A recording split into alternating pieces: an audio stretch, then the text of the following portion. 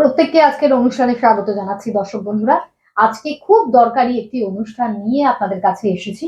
জানার দরকার তো সব অনুষ্ঠানই, মানে প্রত্যেকটা অনুষ্ঠান থেকেই আপনারা অনেক কিছু জানছেন।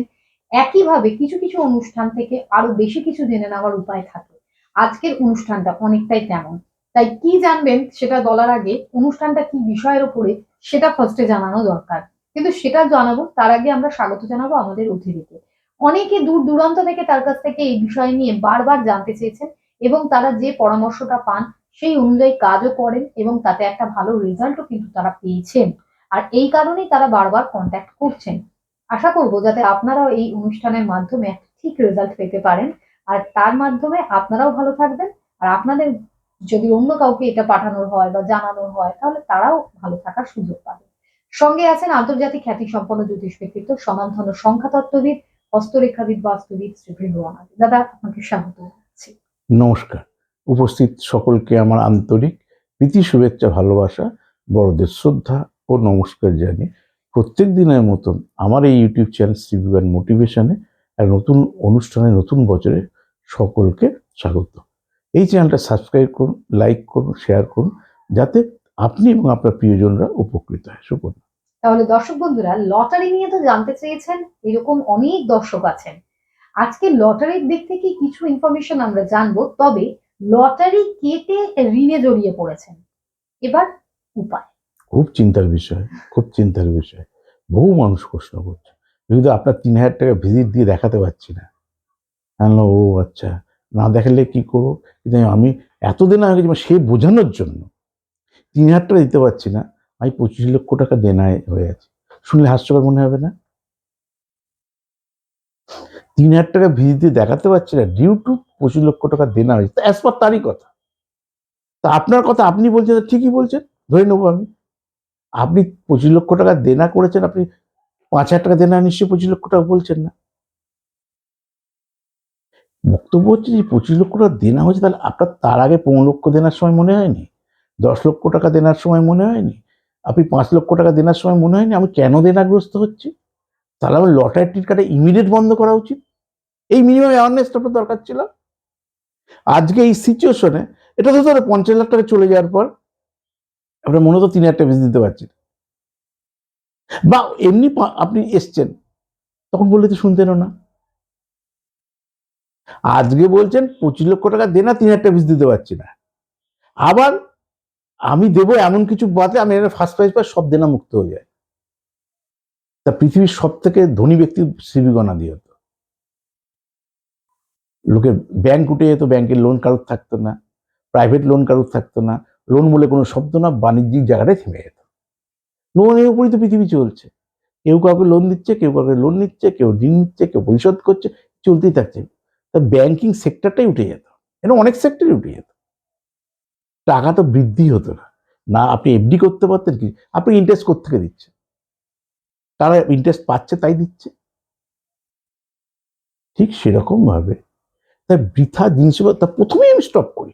এটাকে বলছি লটারি টিকিটে যে আগে দেখে নিন যে আমার লটারি ভাগ্যে আছে কিনা। নেই, ওই দিকে হাঁটবই না। পৃথিবী থেকে সবাই লটারি কেটে বেঁচে আছে, এটা বোঝেন না কেন? তা তো নেই। তাহলে আপনি সেই ব্যক্তি লটারি কেটে ধনী হবেন, এটা ভাবলেন কি করে? আপনার তো অন্য রাস্তা তো আছে। ভগবান 9টা গ্রহ খারাপ দিয়ে কাউকে পারে না। আমরা এমন কোনো খারাপ কর্ম করিনি। কর্মফল অনুসারে যদি আমি আউটপুট ধরি গ্রহ নক্ষত্রের, তাহলে এমন কর্মফল করিনি যে সব গ্রহগুলো 9টা খারাপ হবে। আবার 9টা গ্রহ পৃথিবীতে ভালো, এরকম গ্রহ মানুষের, আমি 40-42 বছর জ্যোতিষ জীবন হয়ে গেল, আমি কাউকে দেখিনি এখন। তাহলে এই বিশ্বাসটা করতে হবে, কোনো একটা রাস্তা আপনার জন্য ঈশ্বর খুলে রেখেছে, বা আল্লাহ খুলে রেখেছে, বা গড খুলে রেখেছে, যাকেই আপনি ঈশ্বর বলে ভাবেন। ব্যাপারগুলো এক। এইবার দেখে নিতে হবে আপনি, যারা আপনার 25 লক্ষ টাকা দেনা, 10 লক্ষ পাবে, যা খুশি হোক, তাহলে আমি দেনাগ্রস্ত হচ্ছি, দেনার তো নিশ্চয়ই ছকে ধরা পড়বে, মানে আছে। যেটা বহুবার বলার চেষ্টা করছি, যে কতগুলো জিনিস দারিদ্র যোগ থাকলে কখনো কোনো ফাটকা ইনভেস্টমেন্টে আপনাদের যাওয়া উচিত না। তার মধ্যে লটারি, যেহেতু লটারি নিয়ে আজ আলোচনা, লটারি বলছি।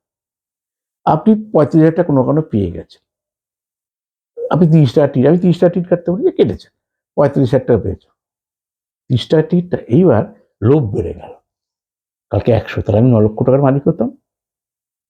যেহেতু বলেছিল, আমি কেটেছিলাম, কিন্তু তখন আমার পুঁজি ছিল না, 30টাই কেটেছিলাম, পেয়ে গেছি। তাই যদি আমার আজকে 100 টিকিট থাকতে হবে, 9 লক্ষ টাকা মালিক। আরে বাপরে বাপ, 600 টাকা ইনভেস্ট করে 9 লক্ষ টাকার মালিক।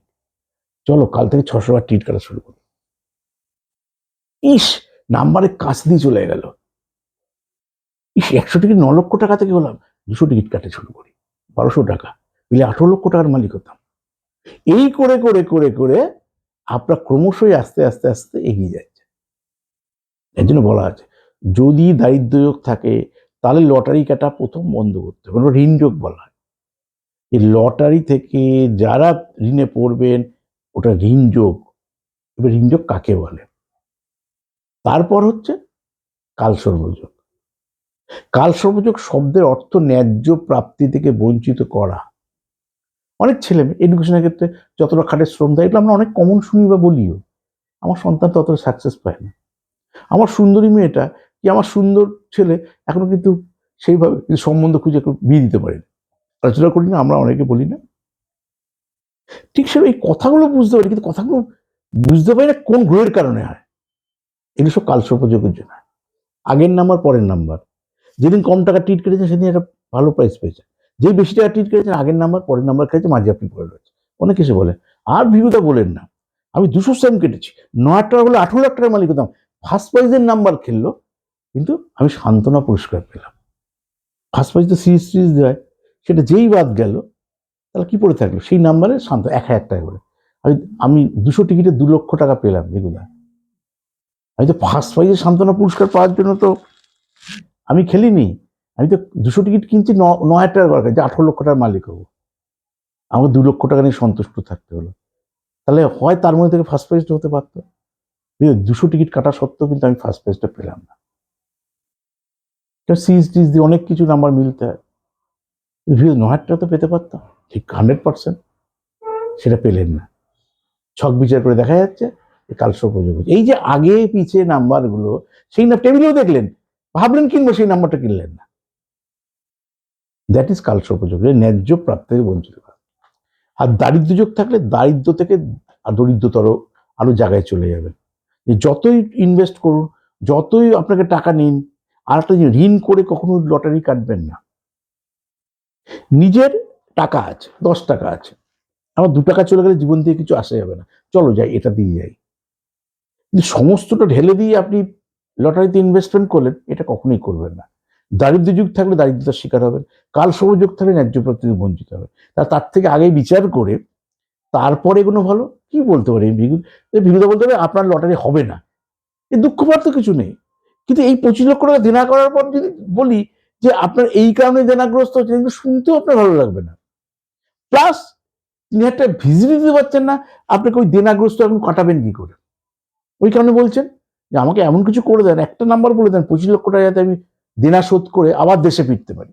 কারণ বিভিন্ন দেশের লোক তো বিভিন্ন জায়গায় ছড়িয়ে ছিটিয়ে রয়েছে, রিজনাল চ্যানেল, বাংলা চ্যানেল, পৃথিবীর বুকে সব জায়গায় কোনো না কোনো বাঙালি কোনো কোনো দেশ রাজ্য থেকে গেছে। আর ম্যাক্সিমাম বাঙালি ভারতীয় ওয়েস্ট বেঙ্গলের, আর নয়তো বাংলাদেশের বাঙালি, এই তো ম্যাক্সিমাম সারা পৃথিবী জুড়ে আছে। কিন্তু আপনাদের কথা এইটা, দেশে ফিরতে পারছে, অথচ মায়না ভালো পাচ্ছে, একটা টাকা ধরে রাখতে পারছে না। জানবেন দারিদ্র যোগ আছে। এই দারিদ্র কাটানোর উপায় আলাদা আলাদা, সার্বিক উপায় আলাদা আলাদা, দারিদ্র যোগের টিপস আলাদা আলাদা। যখন ব্যক্তিগতভাবে অনলাইনে দেখান আর আসবেন, তখন তো আমি আপনি কিভাবে দারিদ্র যোগ কাটাবেন, কি করবেন, সেগুলোতে গাইড করবো। সুপর্ণা। আর গাইডলাইনের জন্য কি করতে পারেন? কন্ট্যাক্ট 9830143766 এই নাম্বারের মাধ্যমে যোগাযোগ করুন। অনলাইন পরিষেবার জন্য জানালে আপনারা পেয়ে যাচ্ছেন হোয়াটসঅ্যাপ নাম্বার, তাতে পাঠিয়ে দিন আপনার নাম, আপনার জিজ্ঞাসা যা রয়েছে প্রশ্ন, আপনার বার্থ ডেটা, 2 হাতের ছবি, গার্জিয়ানের নামের প্রথম অক্ষর, আর যা পারিশ্রমিক, সেটা পাঠিয়ে দেওয়ার 48 ঘন্টার ভিতর নিজের জিজ্ঞাসার রিপ্লাইটা জানবেন আপনারা। চলে আসছি যারা যারা চেম্বারে যোগাযোগ করবেন। প্রত্যেক বুধবার পেয়ে যাবেন রাসবিহারী এভিনিউ, প্রত্যেক বৃহস্পতিবার, শনিবার, রবিবার খড়দায়, আর প্রত্যেক শুক্রবার শিয়ালদায় সুযোগ পেয়ে যাচ্ছেন। অবশ্যই আগে বুকিং করবেন, তারপর কিন্তু যাওয়া। আজ এই অনুষ্ঠানটা এই অবধি। দাদাকেও ধন্যবাদ জানাচ্ছি, দর্শক বন্ধুদেরও জানাবো। ভালো থাকবেন প্রত্যেকে। নমস্কার।